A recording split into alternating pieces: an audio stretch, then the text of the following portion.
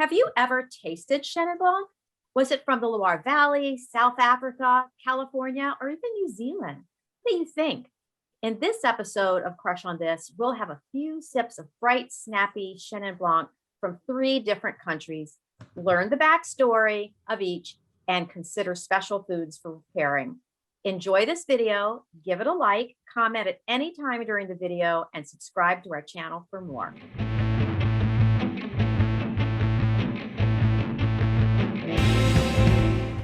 One of the most versatile grapes on the planet, Chenin Blanc is native to France's Loire Valley. It can be made into sparkling wine, Crémant de Loire, thanks to its high acidity. It's also found in dry white wines in a variety of styles, from simple and fresh to complex with plenty of oak. Chenin Blanc is also used in off-dry or beautifully balanced dessert wines. And fun fact, all these styles can be found in the Loire Valley. That's right. In the Loire Valley, Chenin Blanc is prized as a premium quality wine grape that produces world-class wines. In many New World regions, it's also considered a worker bee because it can contribute acidity to bulk wine blends. If the wine's natural vigor isn't controlled, though, Chenin Blanc offers more neutral flavors and then expressions of specific terroir.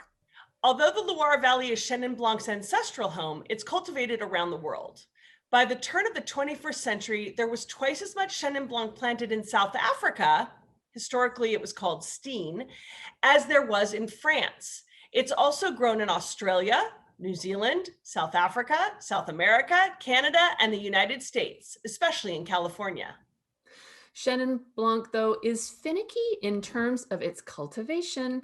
Among viticultural hazards that Chenin is susceptible to include botrytis in less than ideal conditions, damage from springtime frost, powdery mildew, and fungal disease that affects the wood structures of the grapevine.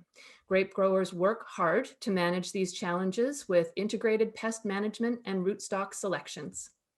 So the climate of a wine region will largely dictate whether Chenin Blanc is produced in a predominantly sweet or dry manner, while the vineyard soil will generally influence the overall style of the wine. So what does Chenin Blanc taste like? The array of flavors include apple, melon, quince, mandarin orange, verbena, jasmine, straw, and even lanolin. In general, Chenin Blanc provides a fairly neutral stage for the expression of terroir, vintage variation, and the winemaker's style. But wherever Chenin Blanc is grown, its signature element is vibrant acidity. Christine, what's in your glass? Well, thanks for asking. I am drinking Spear Wine Farm's 21 Gable Chenin Blanc. This is 2017 from the Stellenbosch region of South Africa. This retails for $34.99 Canadian, so a little bit on the higher end. However, I was sipping as you were describing those flavors, and all of them were ticking off. Spear is one of South Africa's oldest wine farms and actually dates back to 1692. I had no idea. Hence 1692. I think you see that on the bottom there of the bottle. They're really, as they should be, celebrating their history. And they are the home to one of the largest collections of South African contemporary art in the entire world. Jacques Aromas is the winemaker. Spear Wine Farm has a winemaker for each portfolio, and Jacques is the winemaker for the white wines. And my wine is from the 21 Gable line, named after, if you look up Spear on the web, you will see these gorgeous Dutch gables all around their property. And so that's what they've named this line after. Marietta Entreven is the family head of Spear, and she has been credited from bringing the traditional methods of farming into the new century and really incorporating environmental revival of the farming methods and implementing biodynamic and sustainable practices. She's incredible. 95% of all of their waste that they produce on the farm is recycled. So the Chenin in this bottle comes from 35-year-old vines. The vineyard's located 15 kilometers, about 9 miles from the ocean, which enables the heat to be tempered by the ocean breezes, and the grapes are able to hang a little bit longer. And my tasting notes, Cindy, a lot of the things that you said, but in mine also, we've got some dried apricot, ripe tropical fruit. This was aged in barrel, many different sizes of barrels. So I've got that vanilla component, hint of oak, excellent acidity, but that vanilla, it's really quite round and crisp, and oh, flavors of peaches and cream. So, quite heavenly. I think duck would be the perfect pairing for this. It would have that acidity and it's got a little hint of sweetness, but perfect. It sounds great. Allie, where are you? Ooh, well, as we said at the beginning, France is the homeland, the Loire Valley, and then South Africa has more plantings combined than anywhere else in the world.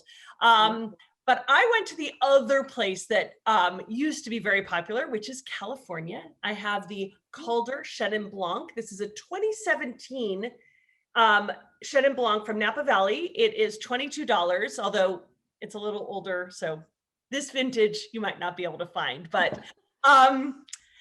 the primary white wine grape of the Loire Valley is France, as we know, and Chenin Blanc also in South Africa. But in California throughout the 1980s, there was actually more Chenin Blanc planted in California than in France.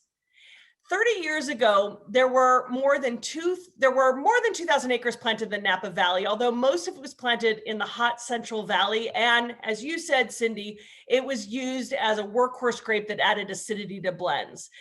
But, plantings as a result declined very sadly, because we know how great this grape is. And there are only 17 bearing acres that were reported in 2016. So to go from more than France to like nothing. But luckily, there are a number of California producers who recognize the beauty of Chenin Blanc. And one of these producers is Rory Williams of Calder Wine Company. Calder Wine Company is his label. It's named after his middle name, Rory. After his middle name, Rory comes from a winemaking family. You might have heard of the wineries that his parents have, Frog's Leap Winery and Tres Sabores. Both are located in Rutherford. And Rory gets his Chenin Blanc grape from an organic, dry farmed vineyard in the Napa Valley. He foot stomps these grapes and he lets them spend about 3 hours on the skins, and then he ferments them in neutral oak and stainless steel. So that combination adds to the texture, and then it's aged on its lees for about 6 months. Now, this wine has a few years on it, which also adds to the complexity, and it's picking up all those notes you spoke about, Cindy, and what you spoke about, Christine. I get a lot of stone fruit, I get citrus, but I'm also getting the lanolin, I'm getting honeycomb. I mean, it's a really fun wine to smell. And then I just love the texture on the palate. It's got a lot of acidity, but it's really kind of melded in with this kind of rich texture on the palate. So there's a lot of depth of flavor and it's just beautiful. As I said, this was the 2017. There were only 49 cases of it because there were not many acres planted. But if you can get your hands on some of the Calder Chenin Blanc, one of the newer vintages, I highly recommend it. So what about you, Cindy? Will do. Well, I returned to the ancestral home of Chenin Blanc with the Domaine Pichot Vouvray Le Peu de la Mariette 2019, $16. Now, I have been in the Loire a couple of times, and really, I just love the wines. And the Chenin Blanc is almost a signature grape there, signature white grape there.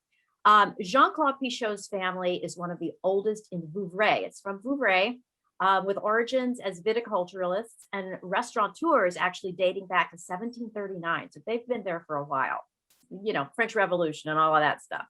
The family cellars are located in the charming village of Vouvray. I've been there. It is truly charming. The cellars are in caverns crafted from the rolling hills, which were once quarried and provided stones to so many of the chateaus you can find in the Loire Valley. So Domaine Pichot itself, the winery, was established in 1996, and it united 3 historic vineyards that the family owned. The Le Peu de la Mariette, which is what this is from, Le Marigny, and Coteau de la Biche. So those 3 are now under the umbrella of Domaine Pichot. So the 60 acres are all in Vouvray, 6 miles east of Tours and on the right bank of the Loire. So if you have the idea of the map in your head, you can kind of figure out where it is. The vines are 30 years old on average, and all are Chenin Blanc.